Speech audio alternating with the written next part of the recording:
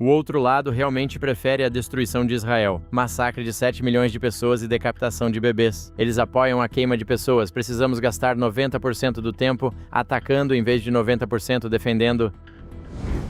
Weiss é um advogado americano de propriedade intelectual, autor e destacado defensor de Israel que atua como presidente da Israel Justice Organization. Ele já atuou, entre outras funções, como presidente nacional do National Council of Young Israel. Bem-vindo ao JNS News Hub, Fowley. Obrigado, é ótimo estar aqui. Então vamos falar primeiro um pouco sobre o seu livro, que eu não conhecia até recentemente, e parece ser uma leitura realmente interessante. Muito obrigado, o livro está bem aqui. Ele se chama Porque é Justo e Correto, a história não contada do reconhecimento pelo ZEO de Jerusalém como capital de Israel e da transferência da embaixada do ZEO para lá. E a história por trás do livro é que, em 1995, eu era presidente da Young Israel of Phoenix Synagogue. O escritório do senador Kyle me procurou logo após sua eleição ao Senado, dizendo que queriam fazer isso no primeiro ano dele, mesmo com cerca de 80% de Phoenix. A comunidade judaica do Arizona votou contra ele na eleição contra o deputado judeu-democrata Sam Kaufman. Eles queriam priorizar a mudança da embaixada do ZEO para Jerusalém e legislar sobre isso, e eles queriam minha orientação como principal elo judeu com o escritório deles, para ser o principal elo judeu com o escritório durante aquele ano. Então, trabalhei com Glenn Hammer, que fazia parte da comissão judiciária trabalhando para o senador Kyle durante aquele ano, e com Janina Sperna, que era a chefe de política externa dele ao longo do ano, e discutindo à medida que avançavam até finalmente aprovar a legislação em outubro, com uma margem de 93-5 no Senado e 374-37 na Câmara, apesar do fato de o presidente Clinton ter se oposto completamente e rejeitado isso. Nada mais em seus 8 anos de presidência teve votos assim contra o que ele queria fazer. Foi uma maioria à prova de veto e foi algo incrível para um senador novato no seu primeiro ano conseguir realizar. Chegamos a esse título porque é justo e correto. Porque quando as pessoas se aproximavam do senador Kyle e perguntavam para ele e diziam: "Por que você faz isso? Você não é judeu, por que se importa com isso?" A resposta dele era por ser justo e correto. E então ele realmente fez o prefácio do livro. Mike Huckabee, David Freeman, Alan Dershowitz, senador Joel Lieberman e outros escreveram depoimentos para o livro. E o livro não trata apenas dos direitos dos judeus sobre Israel. Meu coautor, Len Grunstein, me disse: "Sabe, precisamos também falar que foi a decisão certa." E então ele analisou. Ele é um grande erudito do Talmud. Ele analisou argumentos bíblicos a argumentos de fontes judaicas. Além disso, ele é um grande estudioso de direito internacional. Apresenta argumentos de direito internacional em favor dos direitos judaicos sobre Israel e detalha toda a história da abertura da embaixada. Estive em Jerusalém em 2018 na inauguração da embaixada. E eu acho que o livro é muito importante porque ele apresenta argumentos que ninguém mais apresenta hoje em dia sobre o direito judaico a Israel, que são argumentos importantes de serem feitos. Vamos falar rapidamente sobre isso. Qual é o ponto principal do argumento? O principal argumento é que o povo judeu tem mais direito à terra de Israel do que qualquer outro povo a qualquer terra. É realmente extraordinário.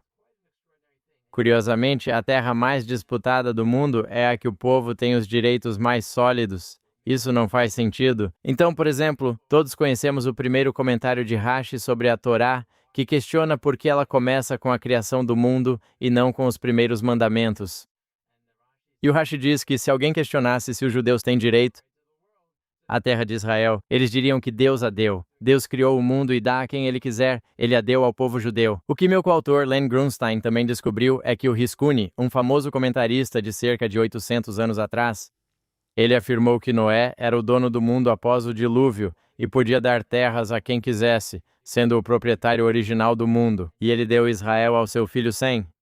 E Sem, cuja filha Tamar acabou se casando com Judá, o filho de Jacó, Judá, que ele deu Israel para Abraão. Abraão passou tudo para Isaac, depois para Jacó e ao povo judeu que herdou a terra de Israel. E Rashi realmente comenta em Lesha Shashan que Deus diz a Abraão para ir para essa terra, que na verdade é a sua terra que foi dada a você. E na Parashá Shayei Sara, Rashi diz que Abraão diz a Efron: "Posso pegar a caverna de Macpela de você, pois a terra é minha, mas vou pagar o preço total assim mesmo, porque ela foi dada ao povo judeu. Então nós temos a terra porque a herdamos, e temos a terra porque Deus nos deu. E além disso, o Maharal diz que as 7 nações na terra eram todas invasoras porque ela foi dada a 100 e aquelas pessoas vieram e invadiram uma terra que não era delas, o que era comum naqueles dias e que eles não tinham direito à terra. Então, o povo judeu tem esse direito porque a herdou. Seguimos discutindo os argumentos do direito internacional sobre o direito do povo judeu à terra, segundo o direito internacional, caso queira que eu detalhe mais. Sim, bem, em termos de direito internacional, eu quero dizer como você acha. Qual você acha que é a melhor maneira de realmente alcançar esse objetivo? E para lutar, acho que isso se chama lawfare para Israel na arena internacional.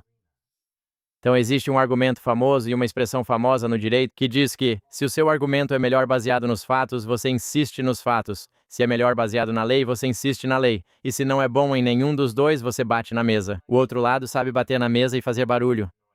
E um dos erros que Israel comete, e toda a comunidade pró-Israel comete, é que eles não desmentem as narrativas falsas, da maneira que precisam ser desmentidas. Então, por exemplo, o outro lado diz que, segundo o direito internacional, os assentamentos são ilegais. Pelo direito internacional, os árabes palestinos têm direito à terra de Israel. O fato é que, na carta fundadora da OLP de 1964, sob o artigo 24 do seu pacto, eles afirmam não reivindicar a Cisjordânia, incluindo Jerusalém Oriental e Gaza. As pessoas passaram todo esse tempo tentando lhes dar terras, mesmo o documento fundador dizendo que não têm esse direito. Eles disseram isso porque, na época, a Jordânia controlava a Cisjordânia e Jerusalém Oriental. Quero dizer, Jerusalém Oriental e o Egito tinha Gaza. Eles afirmam, queremos destruir Israel, não nos importamos com esta terra e não queremos criar um Estado palestino. Nunca foi sobre os palestinos, mas sim sobre destruir Israel. E eles querem deixar isso claro. Enquanto o povo judeu nunca abriu mão da reivindicação por Jerusalém, nunca abriu mão da reivindicação pela terra de Israel, nós colocamos isso em nossas orações, nós incluímos isso em nossos jejuns e em tudo mais.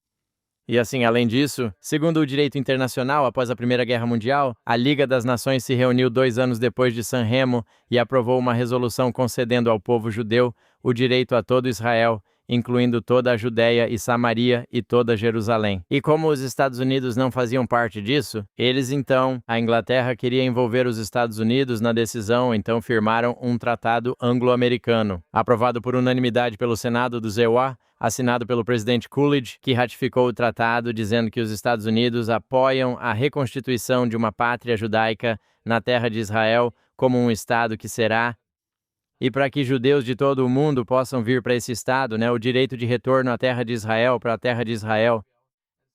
Quando dizem que, pelo direito internacional, os judeus não têm direito à Judéia e Samaria ou Jerusalém Oriental, isso, na verdade, é falso. Pelo direito dos tratados, esse tratado ainda é válido hoje. Infelizmente, nem os principais defensores, nem o governo de Israel usam esse argumento sobre o direito judaico à terra. Assim, parece que o outro lado está certo quanto ao direito internacional, quando, na verdade, é o oposto. E quando se trata da Judéia e Samaria, como você aconselha afirmar a soberania israelense sobre a Judéia e Samaria? Sob o Tratado Anglo-Americano e a Liga das Nações, temos direito a toda a Judéia e Samaria, sem nem mencionar que Israel conquistou a terra em uma guerra defensiva, o que, segundo o direito internacional, também lhe dá o direito à terra. Então, há muitas áreas. E você sabe, você está falando sobre Judéia, Samaria e Jerusalém Oriental, eu estou falando sobre as principais áreas de posse judaica, certo? Isso é mencionado até mesmo na Torá, a compra da caverna de Macpela, menciona no Tanakh, a compra do Monte do Templo. Menciona a compra do túmulo de José em Siquém. Existem áreas compradas e registradas na Bíblia, não há documento mais forte para comprovar isso. Mas essas são as áreas onde os patriarcas e as 4 matriarcas viveram, e essa é a área do povo judeu. Os árabes palestinos, eu perguntei para Thomas Nides quando ele era embaixador dos Estados Unidos, eu disse, me diga o nome de um líder árabe palestino antes de 1867, o fato é que os árabes palestinos não conseguem citar nenhum porque não existe nenhum. Por quê? Porque existe esse sentimento de, sabe, o mundo todo parece acreditar nessa narrativa, não o mundo todo, mas, sabe, muitos países parecem acreditar na narrativa palestina e não ler o que você está dizendo, que é que, sabe, nós, os judeus, o povo judeu, temos uma base muito melhor para nossa reivindicação à Terra Santa. Bem, lembre-se, somos 15 milhões de pessoas, o povo judeu. É um mundo com cerca de 8 bilhões de pessoas. O outro lado tem mais países e pessoas, superando-nos em número. E então não é uma coisa fácil? Mesmo que você esteja certo, quando o outro lado é mais numeroso, mais rico, tem mais dinheiro, mais fundos, mais recursos. Mas o problema é que, se você não está apresentando seus melhores argumentos e reiterando eles, você vai perder a discussão. Mesmo que seu argumento seja superado, ainda precisa ser feito, pois os Estados Unidos são o país mais importante.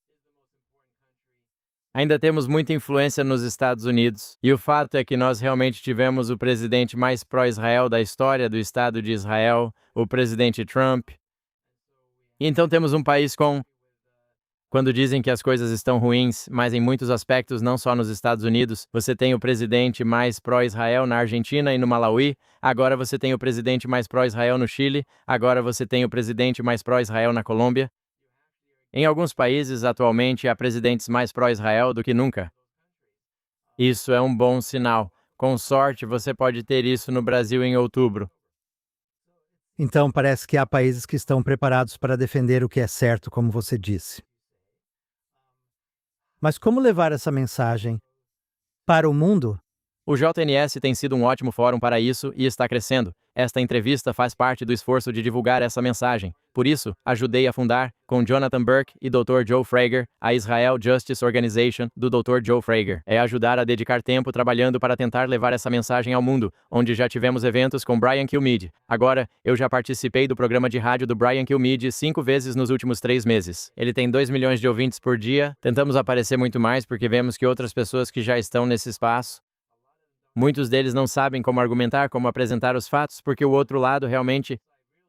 O que o outro lado defende, o que o outro lado realmente quer, é a destruição de Israel, o massacre de 7 milhões de pessoas. Como sempre digo, certa vez em um programa de rádio, alguém afirmou apoiar atentados a ônibus como forma de resistência à ocupação. E eu disse para ele, olha, não consigo conversar racionalmente com quem acha certo explodir um bebê. Essas pessoas que apoiam os ataques do Hamas acreditam e defendem a decapitação de bebês. Eles apoiam a queima de pessoas civis. É revoltante, mas as pessoas não mostram indignação nem colocam os outros na defensiva.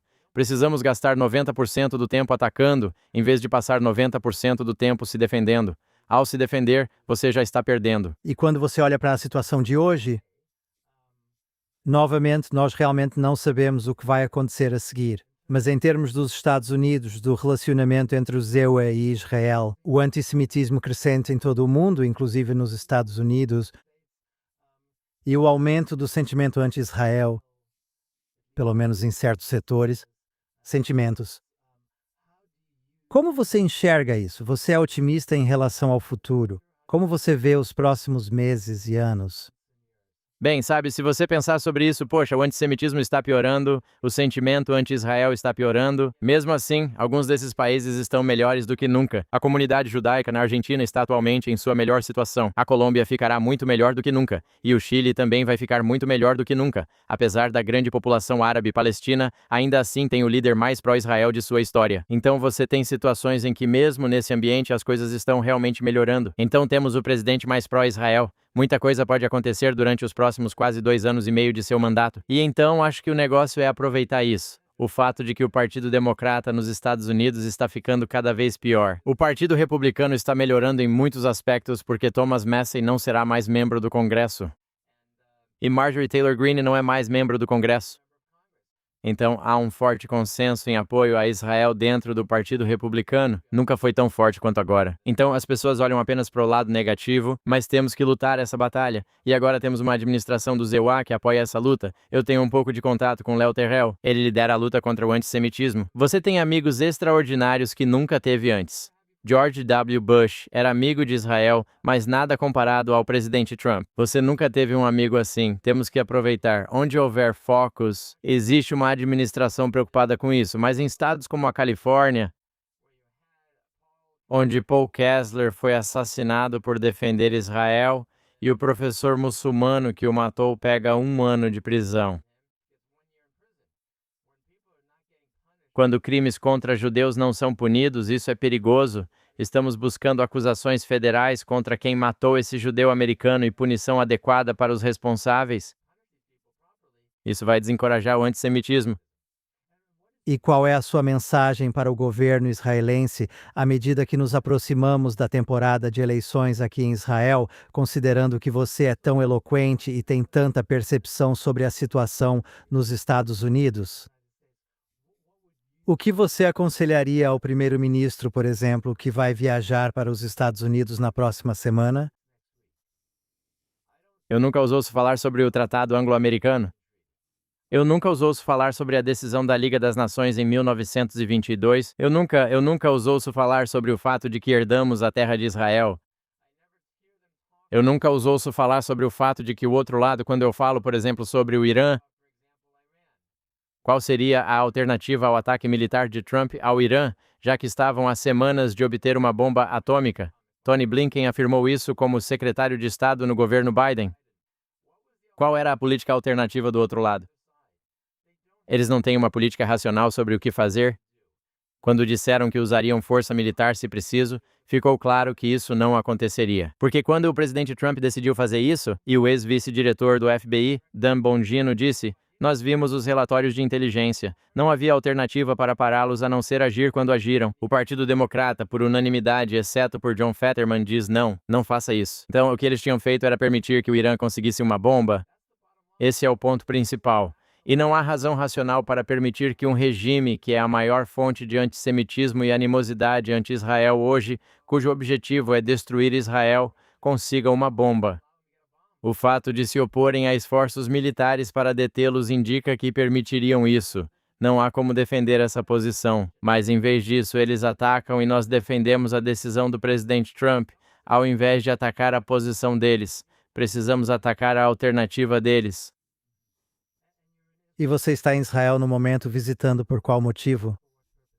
Então eu vim aqui. Fui tenista profissional ranqueado mundialmente, chegando ao número 736 no ranking mundial, aos 22 anos. Sempre sonhei em jogar nos Jogos Macabeus, que tem categorias por idade. Então eu joguei na divisão de 60 anos ou mais no tênis, e eu ganhei uma medalha de prata. Conquistei bronze nas duplas, não consegui o ouro. Os próximos jogos são em 3 anos, preciso treinar, perder peso e melhorar a forma. Esse era parte do objetivo. Então decidimos ficar aqui mais tempo. Ter uma chance. Porque eu realmente precisava me concentrar no tênis. E queria muito ver mais do país, e visitar pessoas e amigos que temos aqui, e aproveitar nosso tempo aqui. E nós temos uma filha que fez aliar em outubro, e assim podemos passar mais tempo com ela. Está sendo uma viagem incrível, estamos aproveitando. Ótimo. Então, palavras finais enquanto chegamos ao fim desta entrevista. Sua leitura da situação em Israel e no mundo hoje. Bem, eu acho que, sabe, as pessoas olham para as próximas eleições em Israel. E o fato é que todos os partidos, se mantivessem a posição de 30 anos atrás, seriam vistos como partidos de direita, exceto o partido de Yair Golan. O verdadeiro populista é um populista de direita. Se você desconsiderasse os votos árabes, olhando apenas para o povo judeu de Israel, você vê que é um grupo muito de direita. E então, os votos da direita destinados a Avigdor Lieberman, ele não gosta de Netanyahu nem serviria a ele, mas todos esses são eleitores de direita. É um grupo e um público muito mais de direita. E você vê a força do povo de Israel. Disseram que nunca houve tanta empolgação das pessoas para servir em zona de combate, arriscando suas vidas. A força e a coragem são impressionantes. Eu estava em um dos nossos eventos, Justiça de Israel. Tivemos o general Efi Eitam que estava na cidade. Ele veio e falou. E ele contou como, no dia 7 de outubro, quando tinha 71 anos, entrou na sua caminhonete, ou seja lá o que for, pulou no carro e dirigiu para o sul. Como ex-general, lutando na linha de frente, encontrando membros do Hamas e ajudando os soldados a organizar ações para matá-los, seu trabalho nunca terminava. Mesmo aos 70 anos, que participou de Entebbe, ele ainda estava lutando. E é impressionante, você recebe tanta força só de estar aqui e conhecer essas pessoas. E a atitude e a coragem são impressionantes, então isso é algo realmente inspirador de se ver. E o que estamos tentando fazer na América é ajudar as pessoas que realmente estão colocando suas vidas em risco e na linha de frente, e fazer o que pudermos no país mais importante para ajudar Israel nos Estados Unidos. E nós temos no presidente Trump um amigo incrível, esperamos que continue assim. E se Deus quiser, ele será sucedido por alguém que também continue sendo amigo. Não sabemos o futuro, mas agora temos um grande amigo e queremos trabalhar com ele. Fali Wise, muito obrigado por se juntar a mim no estúdio da JNS. É ótimo estar aqui. Obrigado por me receber.